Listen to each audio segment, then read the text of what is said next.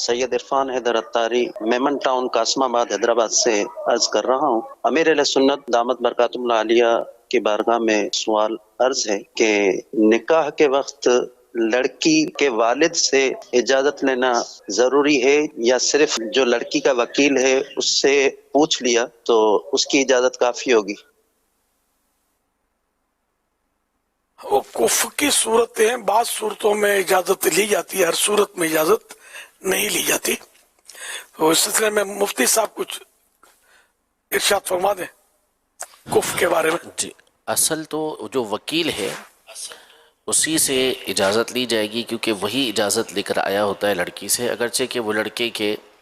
لڑکی کے باپ کی رضامندی سے ہی اجازت لیتا ہے، اور اس کو خاص مقرر کیا جاتا ہے کہ وہ اجازت لے کر پھر اس کے بعد قاضی کو آ کے اجازت دے گا، قاضی آگے پڑھائے گا۔ اب وہ پھر فضولی نکاح کے معاملات اپنی جگہ پر ہوتے ہیں، البتہ چونکہ نکاح کی ایک محفل کا انعقاد ہوتا ہے اور ایک اہتمام ہوتا ہے اس کا،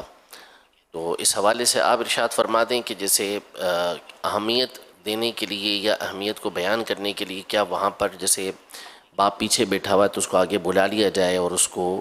کہا جائے، پوچھا جائے کہ بھئی نکاح کی تقریب شروع کریں یا نہ کریں، اس طرح اس سے بات کرنی چاہیے نہیں کرنی چاہیے؟ ورنہ اصل تو یہی ہے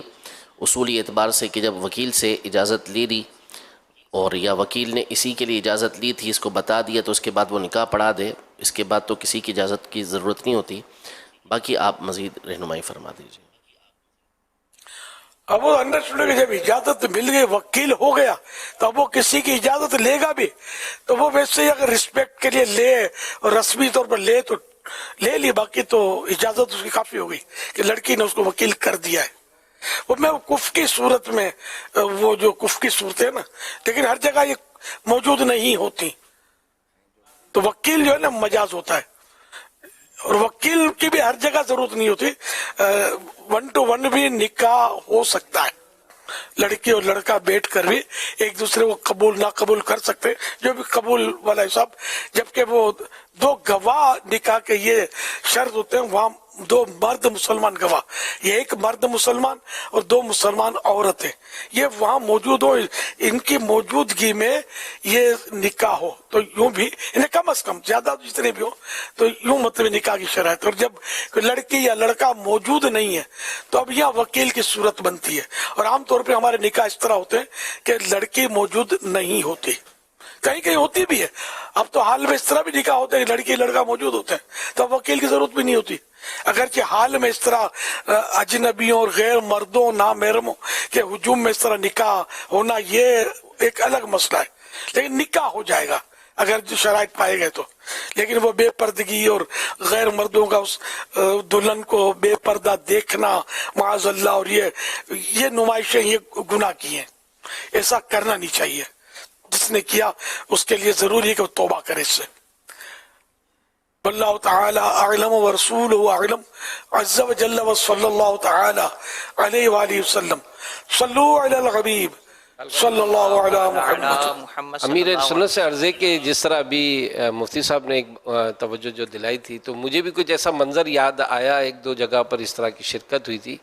کہ جب وہ نکاح کا معاملہ ہوا تو والد صاحب کہیں مہمانوں کو ویلکم کرنے میں مصروف تھے کہ بلا رہے ہیں، وہ سب کو جمع کر رہے ہیں، اور یہاں چونکہ ان کی حاجت نہیں ہوتی تو اس کو بیچارے کو سنیں نکاح ہی ہو گیا، وہ والد صاحب پیچھے ہی رہ گئے۔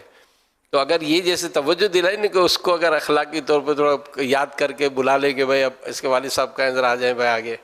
ورنہ قاضی صاحب کو اتنی جلدی ہوتی ہے کہ فٹافٹ جو ہے وہ وکیلوں کو ڈھونڈا کہ بھئی اس نے وکیل سے پوچھا، اجازت لی اور جناب جلدی جلدی کر لیا۔ تو والد صاحب کو بھی اگر اس طرح سے بلا کر اخلاقی طور پر ہی صحیح مطلب ڈھونڈے تو صحیح کہ ہے کا دونوں کے والدین کو، جی دونوں کے رسپیکٹ والدین، دی جائے، جی جی بڑا بھائی ہے یا ماموں ہے چاچو ہے، خاندان کے افراد بیٹھتے آگے آگے، اگر نہ ہو تب بھی چل جائے، یہ مطلب انہیں شرط نہیں ہے، لیکن عام طور پہ بلاتے ہیں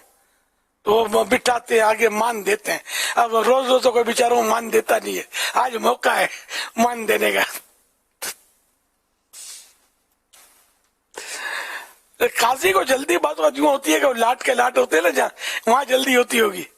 باقی ہر جگہ لاٹ کے لاٹ نہیں ہوتے، اکا دکا ہی، ایک آدھ دلہا ہی ہوتا ہے، وہ بھی بڑے انتظار کے بعد ہاتھ آتا ہے، کمائی کا ذریعہ ہے نا اب تو یہ۔ सल्लु अला अल हबीब सल्लल्लाहु अला मुहम्मद।